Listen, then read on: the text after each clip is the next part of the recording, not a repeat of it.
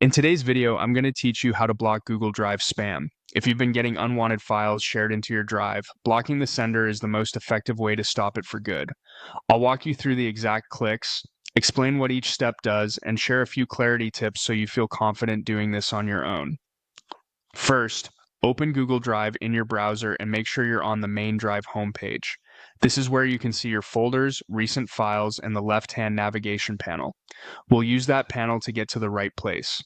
Next, look along the left side for the section labeled Spam. This is a special area where Drive automatically places content it suspects is unwanted, and where you might find files that were shared with you by people you don't recognize. Click Spam to open that view so you can review what's there. Now, find the file that triggered your concern and select it. Clicking once will highlight the file and you should see action options appear across the top. Selecting the actual spam item is important because the next action you take will use the owner of that file to determine whom to block. With the file selected, click the three dots icon to open the More Actions menu. This menu contains additional controls that aren't shown by default, and it's where Google places the option we need for sender control. From the menu, choose Block the Person. This tells Google Drive you don't want this specific account to share files with you anymore.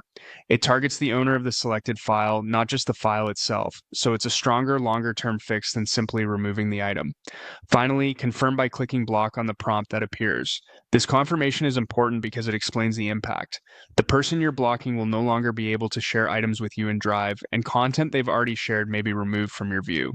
Once you approve, the block takes effect immediately. A couple of quick tips as you finish up.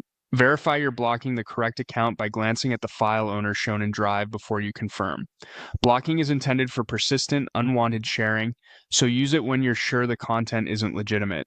If you ever make a mistake, you can reverse it later, but for now you're done.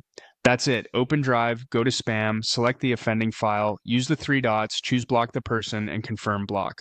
This simple process stops new spam from that sender and helps keep your drive clean and safe.